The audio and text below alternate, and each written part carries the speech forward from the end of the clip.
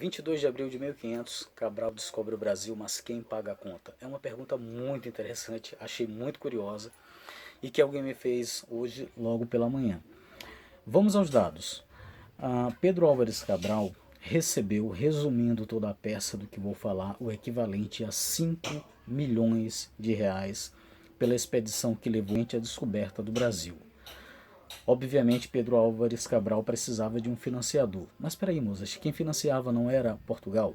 Não era o Reino de Portugal? Sim. O governo sozinho precisava de uma contrapartida da iniciativa privada, mais ou menos como acontece hoje, nos grandes financiamentos públicos. Pessoa muito rica naquela época, que foi salvo pela memória da história graças a esse empreendimento, porque foi o maior empreendimento da vida dele, chamado Martione. Esse senhor chamado Martione era ricaço, era uma espécie de investidor plural. Onde havia a possibilidade de ganhar dinheiro, ele ia lá e empregava o dinheiro, mais ou menos como os grandes empresários de sucesso fazem hoje em dia. Milionários, eles investem onde há uma possibilidade de futuro, mais ou menos como o Elon Musk está fazendo atualmente. Se existe uma possibilidade de ganhar muito dinheiro lá na frente investindo em algo agora, eles vão lá e investem uma quantia de sua fortuna naquilo ali.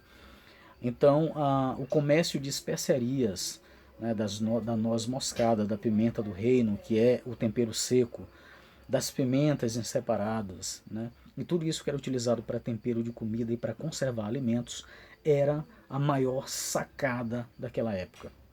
Era a coisa mais rentável que poderia existir. Nada do que você pretendesse vender, não importa o que você pretendesse comercializar, nada lhe daria tanto lucro quanto o comércio de especiarias. Por quê? Porque somente os mais ricos e mais abastados eram os que conseguiam se alimentar de maneira adequada, conseguiam conservar esses alimentos por muito, muito tempo. Esse mega empresário entra para a história como sendo o principal financiador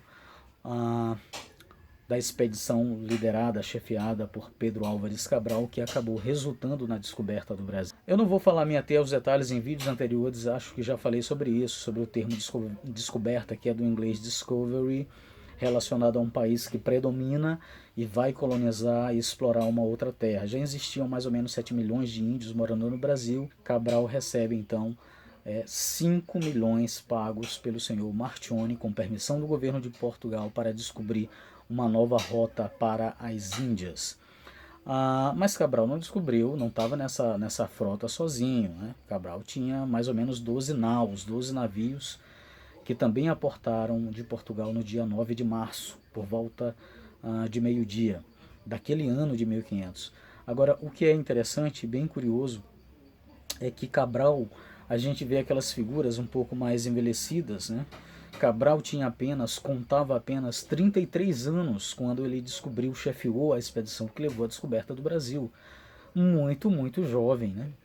Ele tinha também que pagar os demais membros das outras naus, dos outros navios, né? E vamos aos valores que cada um recebeu aqui, tomei o cuidado de fazer as contas adaptando para os valores atuais, né? Cabral recebe um montante de 5 milhões de reais, em dinheiro atual, né? Naquela época era 10 mil cruzados, e cada um dos comandantes dos outros navios receberam o equivalente a 40 mil reais por mês. E os marinheiros, né, os mais subalternos, receberam então mais ou menos uma faixa aí de 5 mil reais por mês para fazer parte dessa expedição. Num dia anterior à saída de lá, 9 de março, né? Eles saíram no dia 9 de março por volta do meio-dia. No dia anterior, no dia 8 de março, houve uma grande despedida pública, né, com a presença do rei, uma grande celebração de uma missa, e finalmente saíram para essa grande investida que levou à descoberta do Brasil Ocidente. Mas, moças, Pedro Álvares Cabral morreu rico? Sim e não. Para aquele contexto da época, a gente pode considerar que ele morreu rico, mas ele morreu desprovido do meio político, né? Ele teve um desentendimento com as cortes portuguesas, ele acabara recebendo, alguns meses antes de morrer, uma nova incumbência de liderar uma nova esquadra, passou a se preparar bastante tempo para isso, né? mas ele não tem entendimento com o rei e ele acabou tendo que se mudar da capital, Lisboa, para uma cidadezinha de Portugal chamada Santarém, lá onde ele veio a falecer, provavelmente de malária, já que ele sentia febres fortes, né? Após a descoberta do Brasil, ele ficou recebendo uma pensão equivalente a mais ou menos R$ 4.200 em dinheiros atuais. Depois disso, ele ainda recebeu uma outra pensão equivalente a 2.000 e outros tantos. Considerem que o lucro das expedições, o lucro que voltava após a descoberta, que voltou com o comércio das especiarias após a descoberta de uma nova rota para as Índias, para que não houvesse intermediários e o lucro fosse maior, chegava, senhores, a ser de 700%. Ou seja, se você tinha grana e queria investir nas rotas do descobrimento, você tinha um lucro garantido. Eles compravam mais ou menos com um valor de 2%, e essa mercadoria era vendida, essas especiarias era vendida com um ganho de 700%, ou seja, era muito, muito, muito vantajoso investir no comércio de especiarias, né? Então, firmados alguns acordos, acabaram por dar ainda mais uma outra pensão a Pedro Álvares Cabral. E aí ele morre recebendo mais ou menos por volta de 8.000 a 9.000, deveria haver algumas variações, né? Para os padrões da época era algo interessante, né?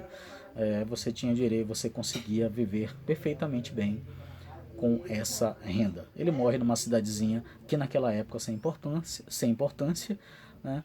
E é enterrado na igrejinha, na capela na época, né? Hoje igreja de Santarém, e está enterrado lá até hoje. Enfim, todas essas grandes expedições sempre precisam de alguém que patrocina, de alguém que paga a conta. Um outro detalhe bem importante é que o grande investidor, né, o Marchione, ele investe 5 milhões nessa expedição de Cabral, e a fortuna dele equivaleria mais ou menos hoje em valores atuais a 500 milhões, ou seja, o cara era muito, muito rico.